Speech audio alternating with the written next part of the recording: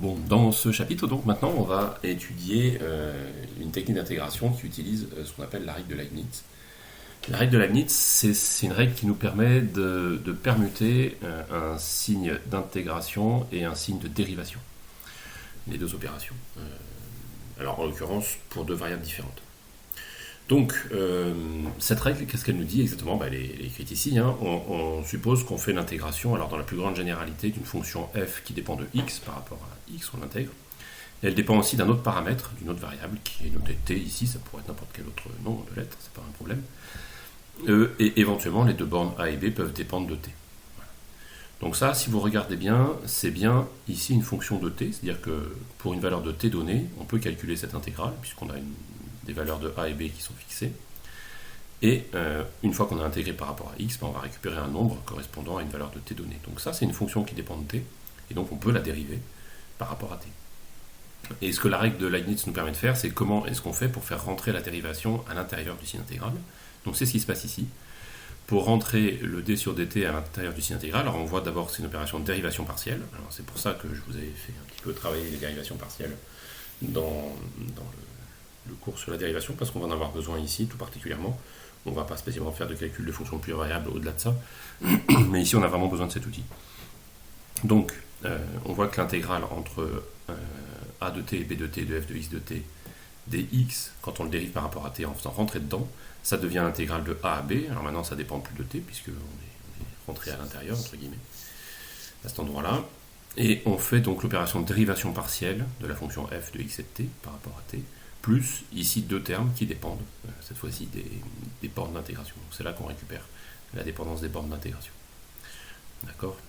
Donc voilà, donc alors pour l'instant, il ne faut pas s'en affoler, on va voir comment on va l'appliquer. C'est juste une formule, pour le coup, un peu, à avoir, même pas forcément en tête, c'est dans le formulaire, donc ne vous affolez pas, quand on va l'appliquer, on ira chercher les références quand il y a besoin. Un cas qui nous intéresse particulièrement, c'est quand a et b sont constants, parce que a et b n'ont pas nécessairement à dépendre de t, on voit que dans ce cas-là, ces deux termes-là disparaissent, et on est laissé plus qu'avec cette opération-là, où on fait rentrer d sur dt à l'intérieur sous forme d'une dérivée partielle. Et voilà, donc ce cas-là a le bon goût d'être simple. Quand les bornes d'intégration sont constantes, on peut tout simplement faire rentrer de signes de dérivation à l'intérieur. On va voir que c'est une technique alors pour le coup, pas nécessairement de calcul intégral à proprement parler, mais d'intégration, enfin pas de détermination de primitif, pardon, mais d'intégration la plupart du temps, mais qui permet de résoudre des cas qui sont insolubles par les méthodes qu'on a vues précédemment. On va en traiter un en exemple ici, puis après il y en aura un certain nombre en TD pour s'entraîner. Donc le premier, celui qu'on va traiter ici ensemble, c'est l'intégrale de 0 à 1 de x carré moins 1 sur ln de x dx. Alors là, si vous voulez vous en convaincre, essayez de résoudre ça par les méthodes qu'on a vues jusque-là, vous verrez que ça ne marche pas. Il n'y a rien de tout ce qu'on a vu jusque-là qui nous permet de calculer cette intégrale, qui a priori n'est pas une fonction inimaginable et n'a rien d'effrayant, mais pour autant, on n'a pas les outils pour l'instant dans la besace pour calculer cette intégrale. Néanmoins, la règle de Leibniz, elle, va nous permettre de travailler sur cette intégrale-là. Alors, ce qu'on voit, c'est que dans la règle de Leibniz, on a besoin de deux variables. La variable dx par rapport à laquelle on intégrait tout à l'heure, dans la règle de Leibniz, plus ce paramètre t, dont doit dépendre aussi l'intégrale. Donc, là, pour mettre en œuvre la règle de Leibniz, parfois, même assez souvent, il faut intégrer soi-même dans la relation. Pas un très bon choix de terme, pardon. Il faut mettre en œuvre soi-même un nouveau paramètre qui va permettre de simplifier en fait le calcul intégral.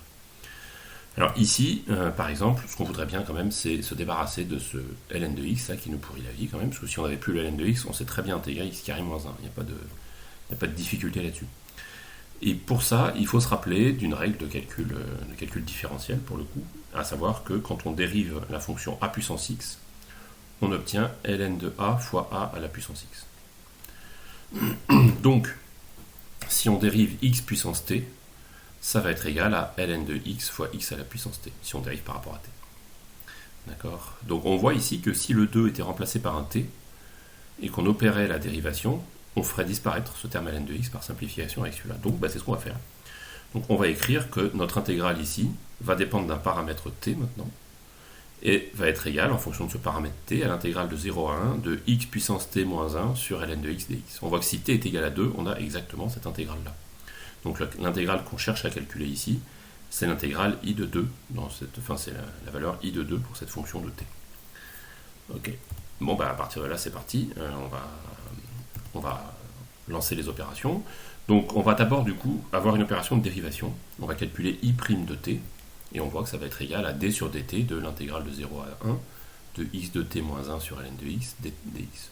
La règle de Leibniz, puisqu'en plus de ça, les deux bornes ici sont constantes, nous permet de faire rentrer le d sur dt à l'intérieur de l'intégrale. Ça devient une dérivée partielle par rapport à t. Donc là, pour la dérivation partielle, la dérivée partielle de x puissance t, on vient d'en parler juste avant, 1 là, ça va nous faire 0. Donc au total, il ne reste plus que le terme x puissance t à dériver, qui devient égal du coup à x puissance t fois ln de x sur ln de x. Et là, les deux ln de x ont le bon goût de disparaître l'un avec l'autre, et il ne reste plus que l'intégrale de 0 à 1 de x puissance t dx. Alors ça, on s'est intégré sans aucun problème. X puissance t, c'est directement x puissance t plus 1 sur t plus 1 entre 0 et 1. D'accord. Donc en 1, ça fait 1 à la puissance t plus 1, ça fait 1 sur t plus 1, et en 0, ça fait 0. Donc au total, cette intégrale-là, l'intégrale de 0 à 1 de x puissance t dx, est égale à 1 sur t plus 1. Et donc ce 1 sur t plus 1, c'est aussi égal du coup à i' de t. Donc on peut intégrer ce 1 sur t plus 1 pour obtenir i de t. Ça nous fait que i de t est égal à la primitive de 1 sur t plus 1, et ça on sait l'intégrer de tête normalement à ce stade. C'est égal à ln de t plus 1 plus une constante d'intégration. Donc on a ici suivi la première étape qu'il y a généralement quand on fait appel à la règle de Leibniz. On exprime la dérivation de cette intégrale qu'on cherche à calculer. On arrive à une relation qui normalement est beaucoup plus simple à intégrer, on l'intègre pour avoir une relation qui dépend plus que de t, qu'on va ensuite intégrer par rapport à t pour revenir à notre i du début, qui nous donne une relation tout à fait simple, si je puis dire. Et il nous reste maintenant à déterminer la valeur de c pour le coup, parce qu'on ne peut pas trouver combien vaut i de 2 si on ne sait pas combien vaut c. Donc là maintenant il va falloir faire appel à des arguments autres qui permettent de calculer la valeur de c. Et donc pour ça, la ruse ici, c'est de calculer i de 0. Si on calcule i de 0, ce qu'on voit, c'est que ça va être égal à l'intégrale de 0 à 1 de x puissance 0 moins 1 sur ln de x dx. X puissance 0, ça fait 1. 1 moins 1, ça fait 0. Donc ça, c'est égal à l'intégrale de 0 à 1 de 0 en fait. 0 sur ln de x, ça fait 0. Et donc c'est égal à 0, strictement. Donc i de 0 doit être égal à 0. Maintenant, on remplace, ça veut dire que i de 0, qui est égal à ln de 0 plus 1 plus c, doit être égal, du coup ln de 0 plus 1 ça fait ln de 1, ça fait c.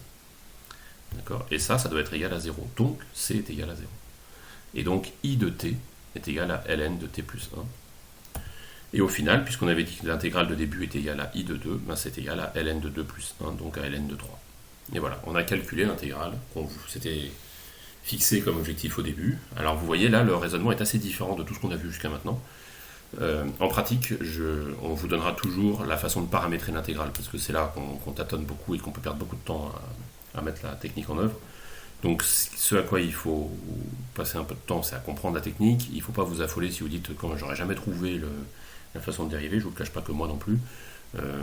Et donc de façon générale, s'il y a des exercices comme cela en TD, ce sera guidé. Si ça devait tomber à l'examen, ce sera guidé aussi, pour ce qui est de la substitution, enfin de la paramétrisation à mettre en œuvre si on a besoin. Voilà, et après il faut raisonner là-dessus pour trouver la bonne façon de fixer cette constante d'intégration.